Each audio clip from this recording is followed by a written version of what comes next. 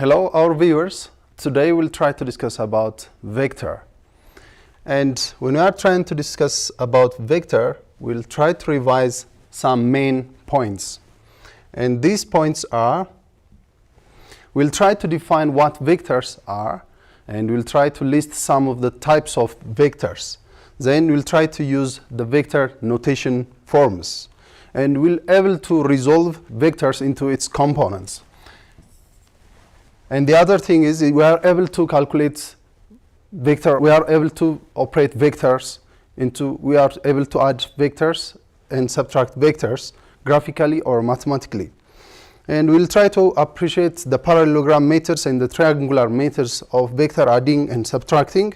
We are also able to see vector multiplication, the scalar product and vector products. So first, let's try to define what vectors are. Vectors are mathematical tools which are very helpful in physics. Especially when we are trying to discuss about different quantities, we are able to apply vectors. Physical quantities are anything which are measurable directly or indirectly. Therefore, it's possible to classify physical quantities into two. The first thing is, according to their derivation, it's possible to classify physical quantities as fundamental and derived. But the other thing, depending on the direction content, it's possible to classify physical quantities as vector and scalar. So our main concern is to discuss about vectors. Scalars are physical quantities which are designated only by magnitude. Magnitude only. Well, magnitude means it is something which consists of number and units. Whereas vectors represents or designated by both magnitude and direction. That means there is magnitude, which means number plus unit, and there will be a direction. So therefore, vectors are very important mathematical tools which are helpful for physics. Some of the common vectors are force, velocity, acceleration, momentum, and so on. We have a lot of vector quantities. Suppose here you have a force which is acting 100 Newton due east. 100 Newton force is acting on something due east.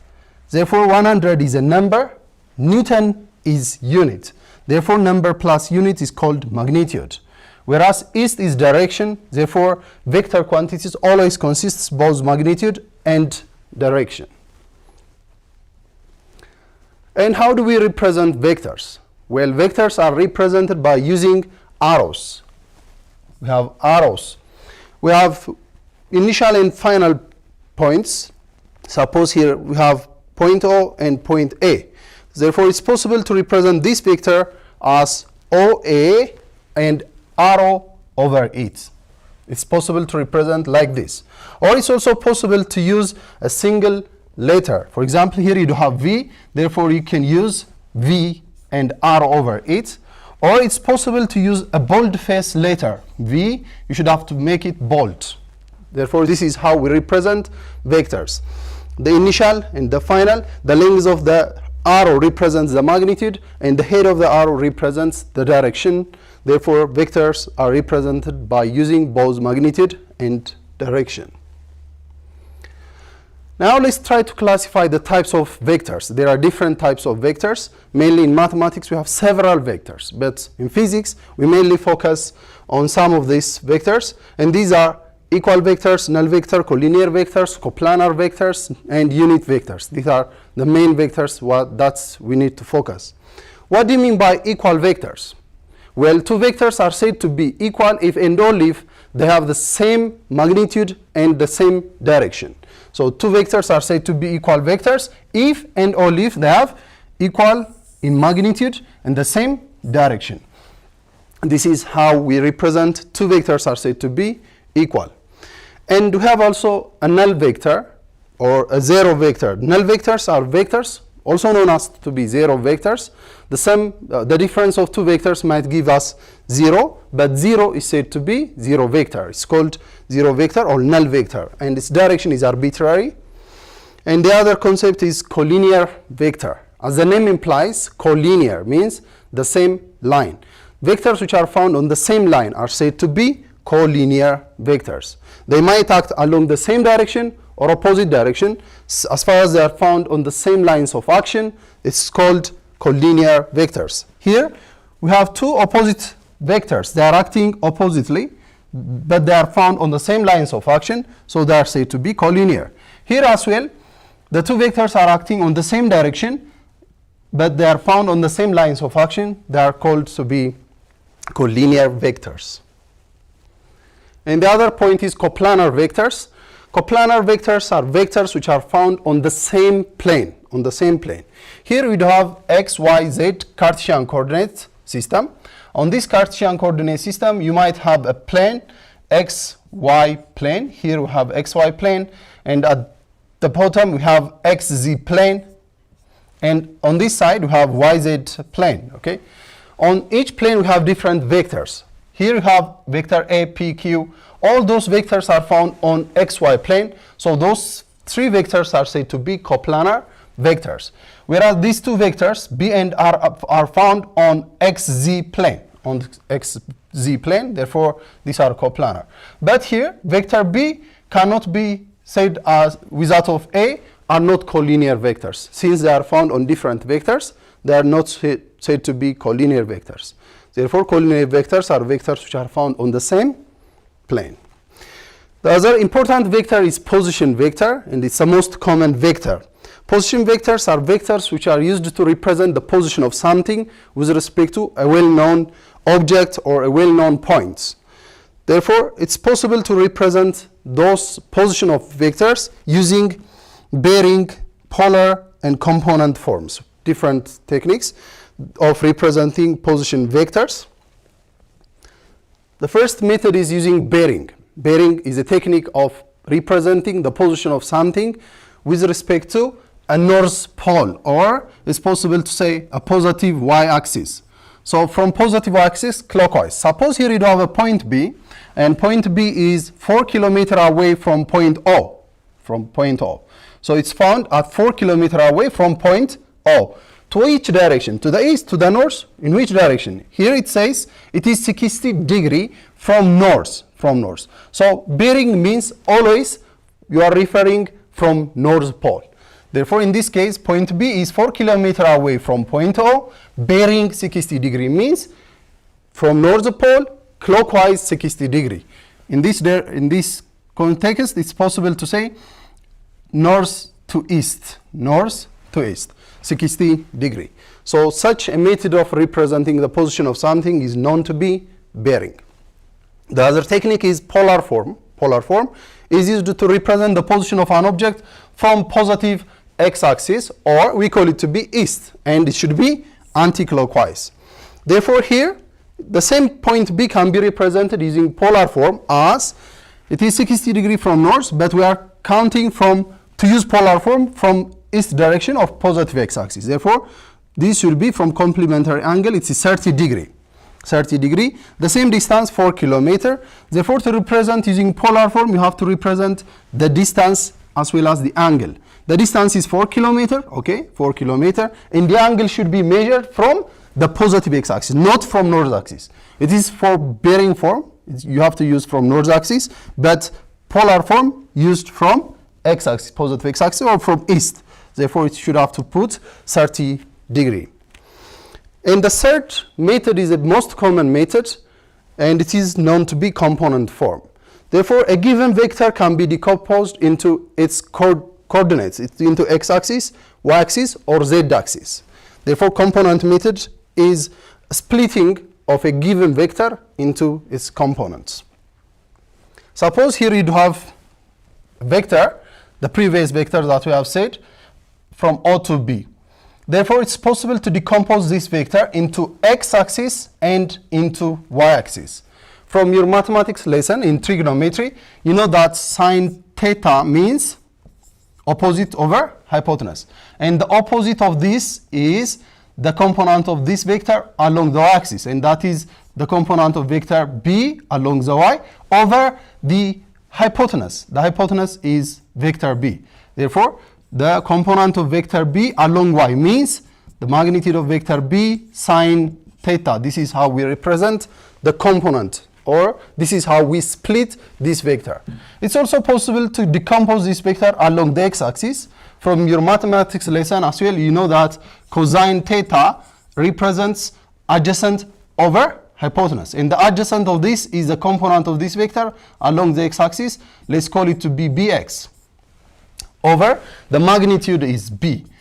Therefore, when you crisscross, you can find that the magnitude, the split or the component of this vector along the x-axis is the magnitude of b cosine of theta. It's also possible to decompose this vector onto the z-axis. Usually we focus only on the two dimension, on the x-axis and on the y-axis. Okay, it's also possible to decompose it along x, along y, and along z, which is the axis which is acting or directing towards you or towards me. X-axis, y-axis, and z-axis. Therefore, it's possible to see on 3 dimension. It's also possible, we usually focus on the 2-dimensional vectors. Therefore, it's possible to decompose that. Here you have one good example. The previous example, we have 4 kilometer from O to B is 4 kilometer, and the angle is 30 degree. Therefore, what is the component of this vector onto the x-axis and onto the y-axis? Therefore, to determine the component of this vector along the x-axis is b cosine of theta. B is 4 kilometer, cosine of theta is 30 degree, cos 30 gives us 0.866. Therefore, when you multiply this, you can find it to be 3.5 kilometer. And it's also possible to find the y component, this component, and by is b sine theta, and b is 4 kilometer, and sine 30 is 0.5, or it is 1 over 2. Therefore, 0.5 times 4 gives us 2 kilometer. Therefore, here you have 2 kilometer, here you have 3.5 kilometer. The summation of these two gives us 4 kilometer, which means 3.5 kilometer along the x-axis plus 2 kilometer along the y-axis. You are not going to add linearly. It's not a scalar. If you add these two, this gives you 5.5. If it is a scalar, it's possible, but it's a vector. For vector, you should have to indicate its direction. 3.5 to which direction? To the x direction. And 2 to the y direction. Should give us 4. Okay, should give us 4, and that can be found using squared, and under radical. You can find it to be approximately 4. This is how we determine for vectors. Now let's proceed. And the other most important vector is unit vector. And unit vector, as the name implies, the magnitude of the vector is unity, which means 1. The magnitude should be, or the modulus, we call it to be modulus, norm, or magnitude should be 1. And to represent the unit vectors on each axis, we have 3 coordinates, x-axis, y-axis, and z-axis. The unit vector which is acting along the x-axis is said to be I. The unit vector which is acting along the y-axis is said to be j, and the unit vector which is acting along the z component is called k. All their magnitude is 1. The only thing they represent into the x, y, and z. Here, how do we represent the unit vector along the suppose you have vector A, and it's possible to represent it using I, j, and k.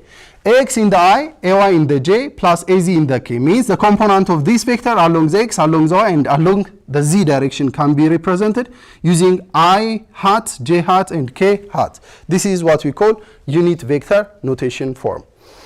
And how do we determine the magnitude of this? Well, the magnitude or the norm or the modulus of this vector is determined by squaring every component. Ax squared plus ay squared plus az squared gives you the magnitude of this vector.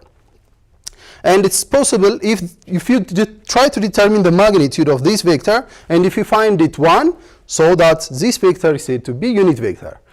Unless if it is different from 1, therefore it's not a unit vector. And it's possible to determine the unit vector of any given vector. Suppose here, let's see, you have a given vector here.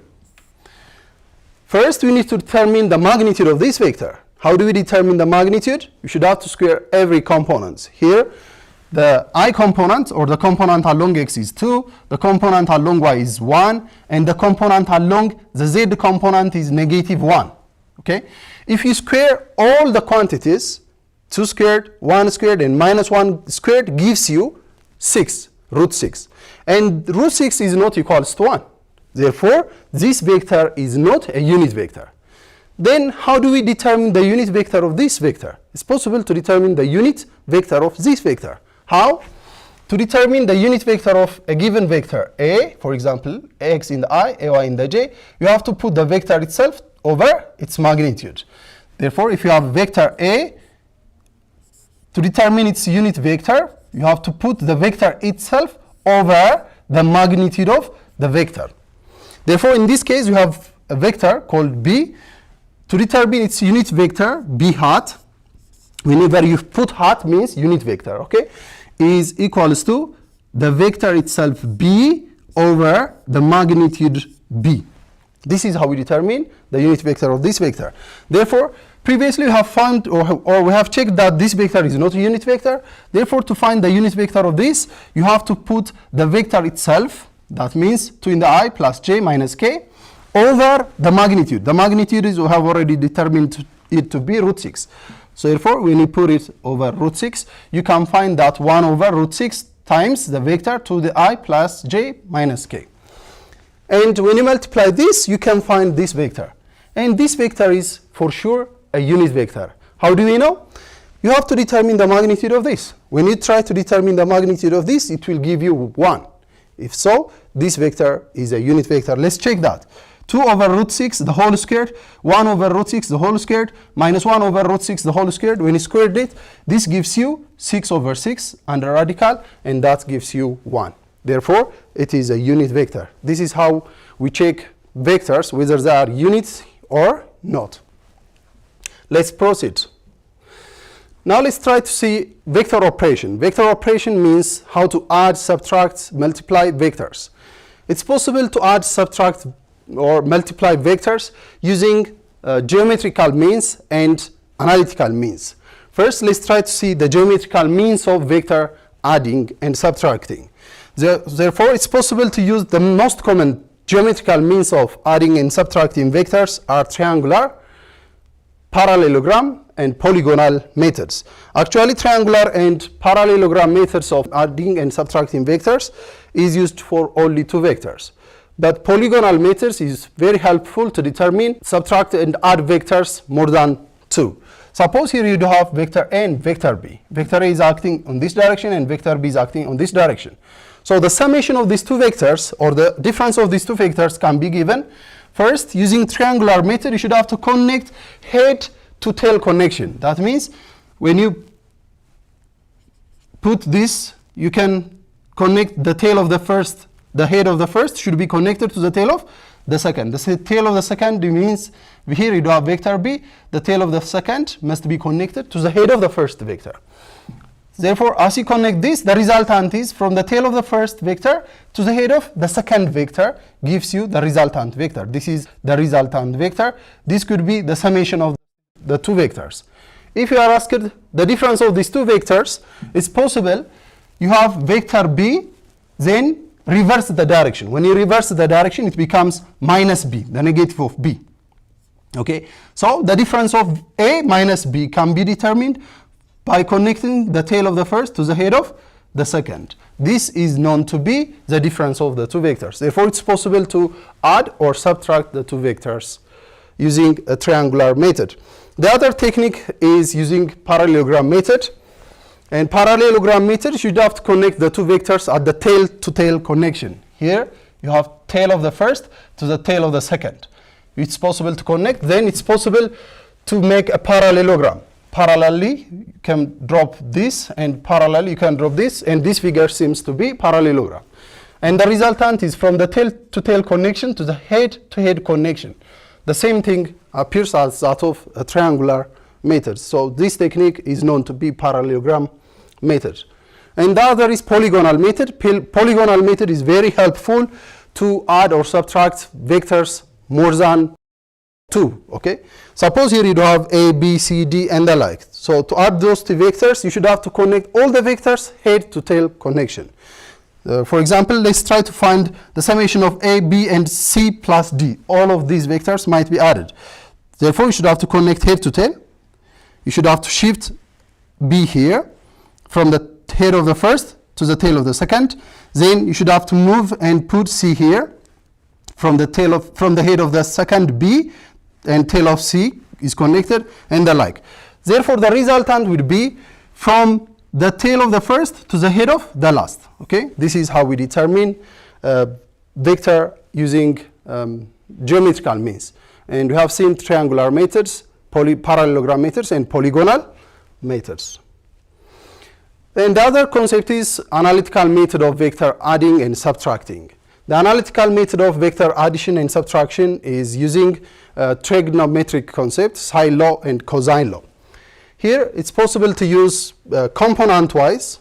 Okay, suppose you have vector represented by unit vector notation form, ax in the I, ay in the j, plus az in the k. The same thing, b and c can be given. If we want to determine the summation of those two vectors, a plus b, it's possible to use column-wise or row-wise, meaning it's possible to put all the components of a, ax, ay, and az, b, bx, by, and bz.